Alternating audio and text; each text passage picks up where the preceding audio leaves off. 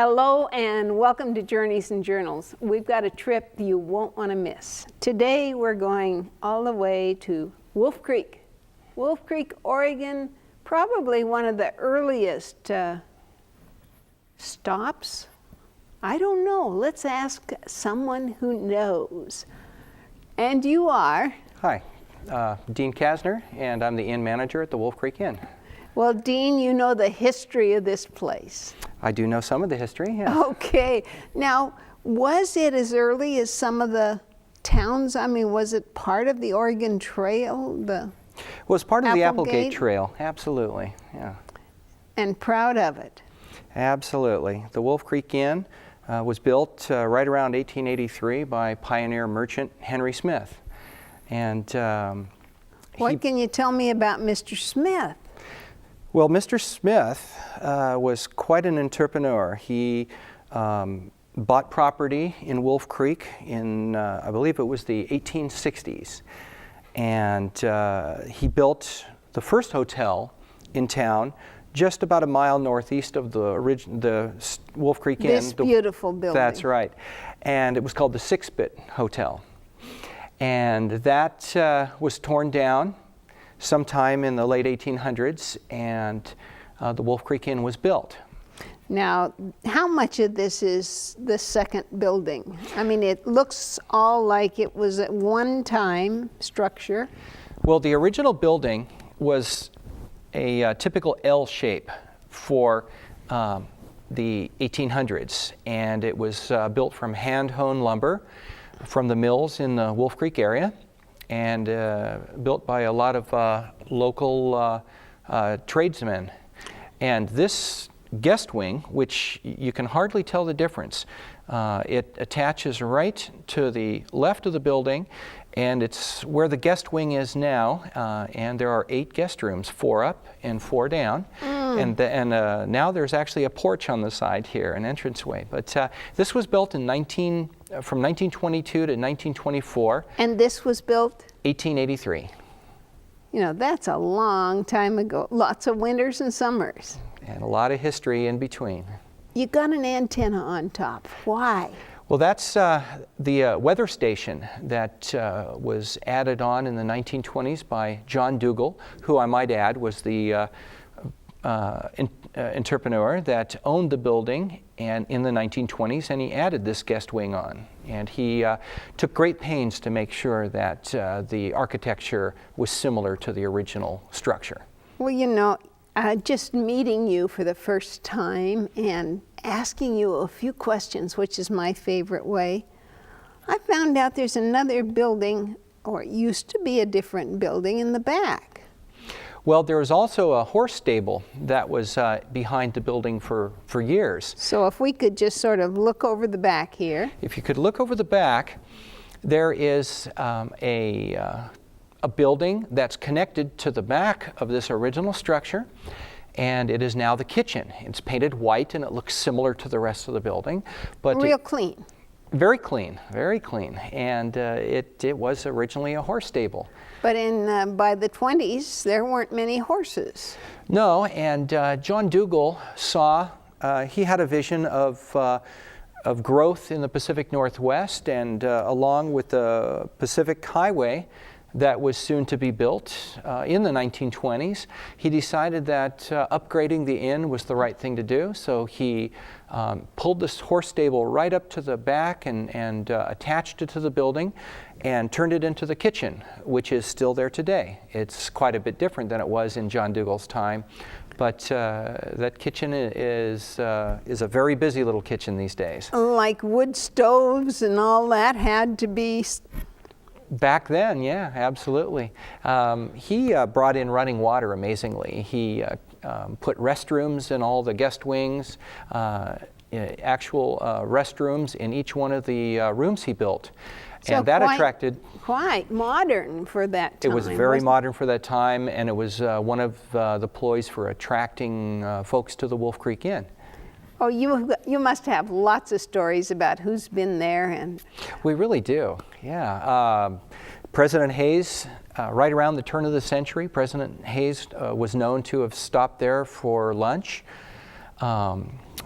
Jack London in 1911 wrote part of one of his books there. Speaking of Jack London, didn't I see a page in your book about Jack London? The historic, tasty cuisine of the historic Wolf Creek Inn. That's our cookbook.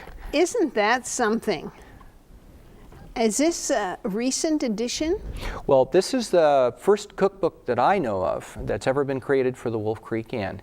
It's 100 of our best recipes, and it's a way for folks that have come and experienced some of our cuisine to be able to make the similar dishes in their own home. Make them at home. And it contains some of the history of the Wolf Creek Inn, pictures, talks about some of the famous guests that have stayed there.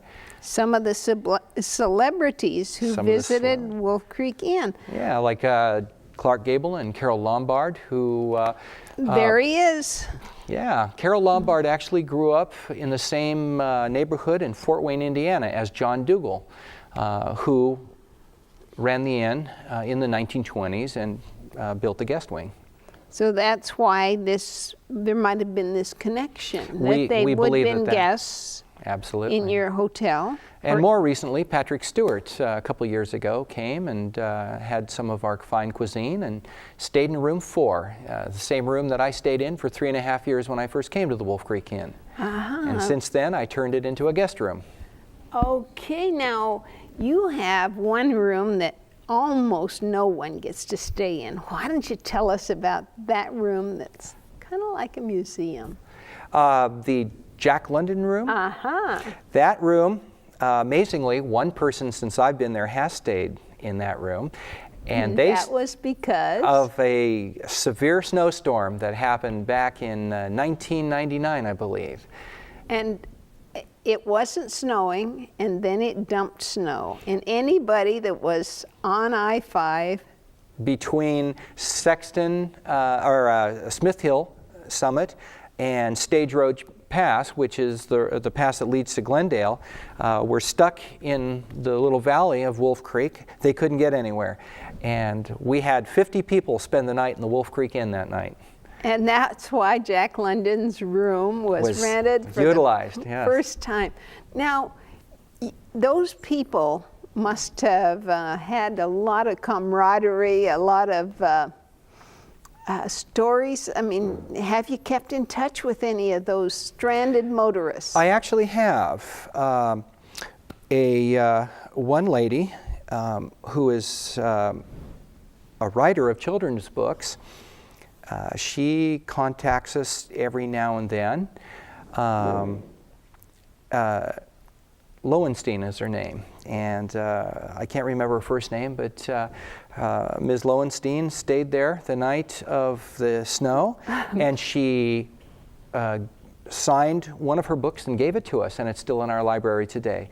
And she contacts us every now and then and stops by for lunch, and we reminisce now and then when she comes through. But she was one of the many stranded guests that had a great time. We actually got the fires going in the fireplaces, and a lot of people were pretty upset and chilled to the bone, and they came in and we fed them dinner and made sure that they had a place to sleep, and we brought out some Monty Python English humor and set that up in the men's parlor room, and by the end of the evening everybody was pretty relaxed and happy, and they had found the Wolf Creek Inn.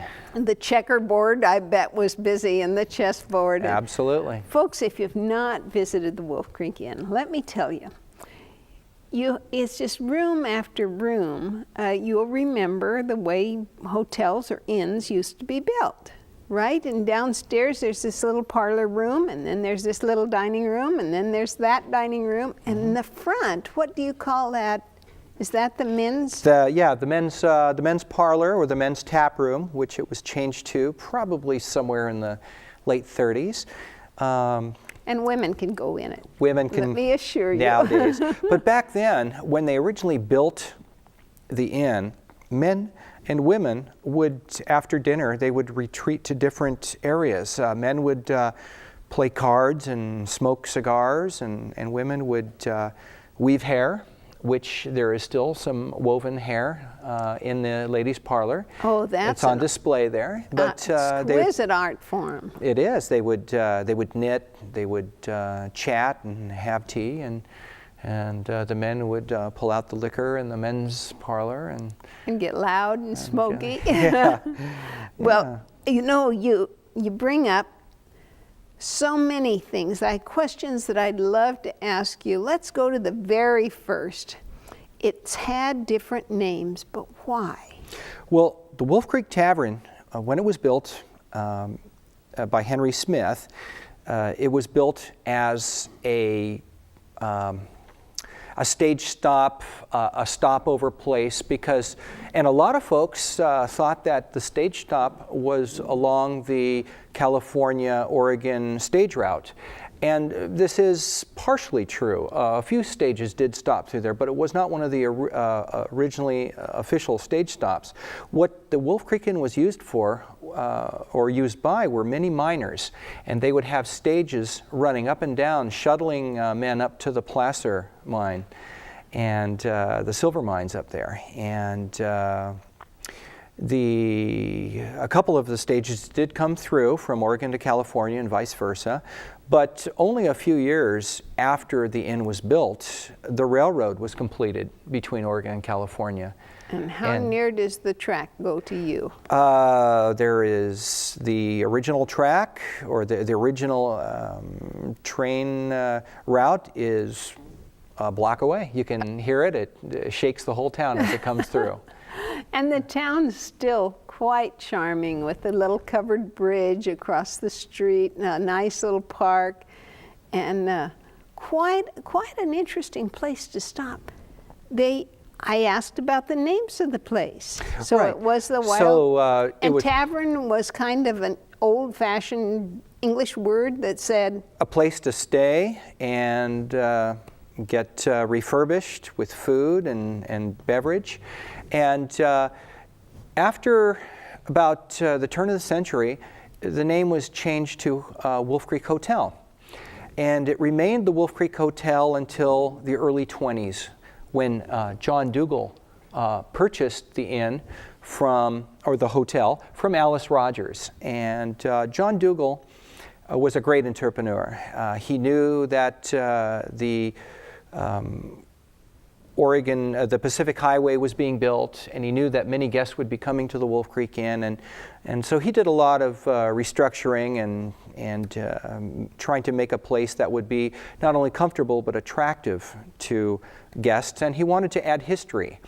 And he told all kinds of really great stories. And how many of them were true? Well, as far as we can tell, some were, and some were elaborations. Like when the inn was built, there's still controversy, but most folks think it was 1883 due to tax records. And there's been a lot of research since then, and tax records. But he said what? 1857, I believe. Oh, well, let's add 30 years. Sure. A building, that would be rather different than adding 30 years to our life here. I think it would. But John Dougal renamed it the Wolf Creek Tavern. And so it was the tavern, the inn, the tavern? The hotel. The hotel. The tavern. And then it remained tavern, I believe, right up to 1998. And Oregon State Parks, if I can back up a little, took over the inn in 1976. And by 1976, the inn was starting to show age and wear. And so they put about $1 million restoration into it and closed it for 3 years. And when they reopened it, they reopened it historically as the Wolf Creek Tavern. And they had refurbished the inn, and the restoration really depicted what it would have looked like between the 1800s and 1920. So you can look at the old and the new. When was this one taken? The year of the big snow? It was. We decorated the inn, and this actually is this archway here was added. The original one back in the early 1920s was taken down, and this one was restored back in about 97 or 1996. But getting back to the name, Wolf Creek Tavern was then changed to Wolf Creek Inn in 1998 because a lot of folks in the today, they think of a tavern as a place to go and play pool and have a beer with their buddies and maybe have a sandwich. Smoke-filled room. Smoke-filled rooms. And although on the registry, which the Wolf Creek Inn is, it's a state heritage site, it's a National Historic Register, as the Wolf Creek Tavern, the state decided to change the name for marketing reasons to the Wolf Creek Inn. And that attracts a lot more folks passing up and down I-5, folks with families that would maybe shy away from a place that was called a tavern. Well, and it is an inn. It is absolutely an inn. And the hotel, so then it's been Tavern, Inn, Hotel, and now we have... The Wolf Creek Inn, yeah. This is fascinating, folks. I'm anxious to show you what I've done at Wolf Creek. It's just one of my favorite places when, you know, birthday, anniversary, that kind of very special day. Or in October.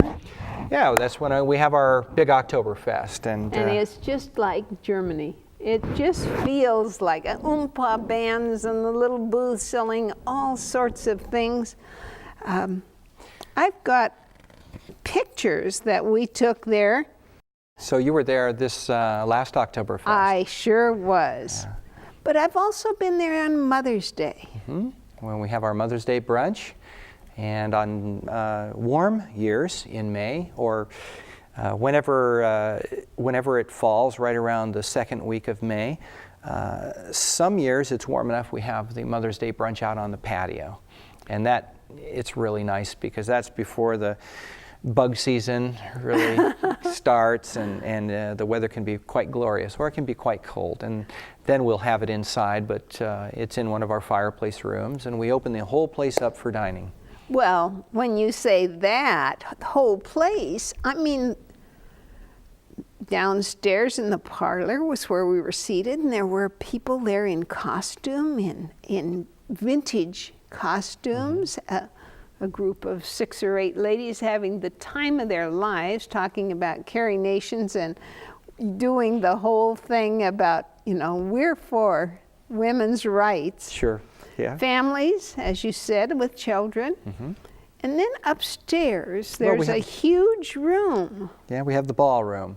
And you set it up too? Yeah, and we have a buffet upstairs too, so folks don't have to necessarily run down for everything. It's kind of a half buffet we put up there with fresh fruits and juices and coffee, and no matter where you go in the Wolf Creek Inn, you're going to be well tended to. Well, now, I'm interested because do you know what that ballroom, I mean, I've been to other old buildings, and ballrooms are usually quite grand with, you know, columns and chandeliers, and yours is a little different, right? Well, it's a little more rustic, but it is quite cozy, and you know, we do weddings up there, and we certainly have our special days. We seat people up there. Our crab feed's coming up.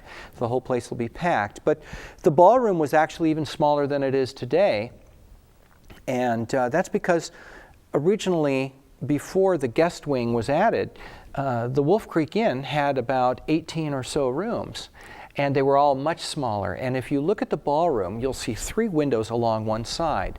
And then when you look at the ceiling, you can see where the partition is. There used to be 3 little guest rooms, and the ballroom was only 2/3 the size it is now. But we can seat about 50 people up there now, and there's a nice little area in the back of the ballroom where we can set up a buffet, or musicians, or our wineries when we do wine dinners up there. Well, let's brag a little bit about this.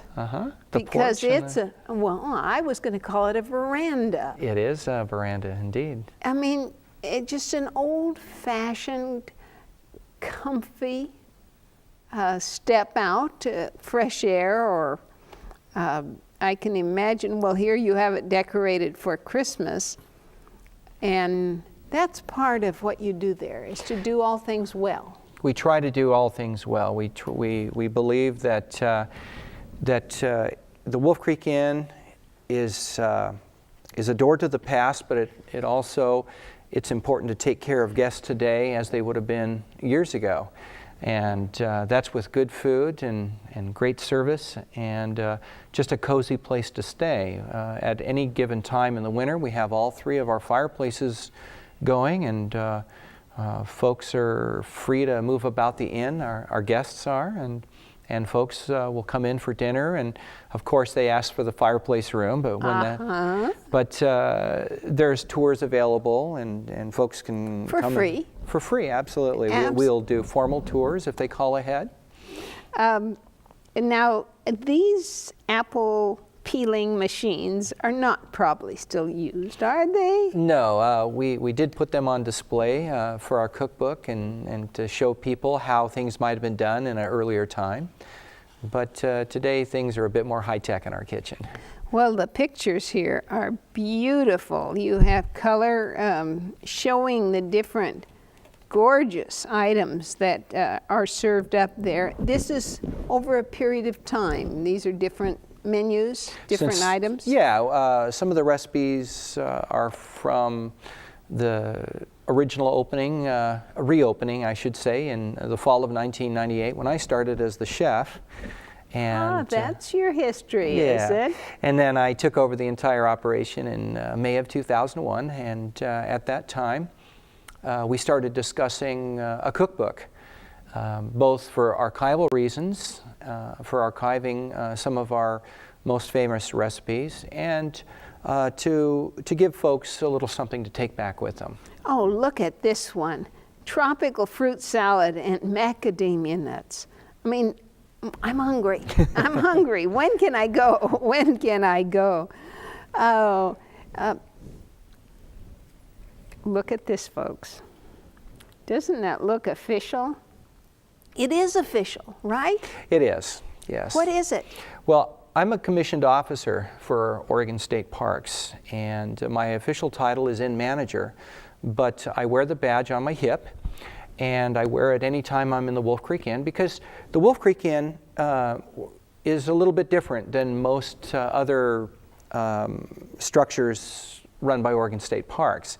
And we dress down a little more casual. I'll wear a shirt like this at any given time.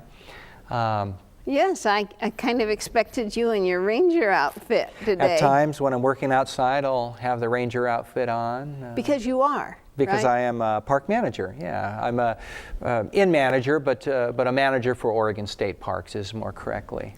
And how many acres is your Oregon State Park?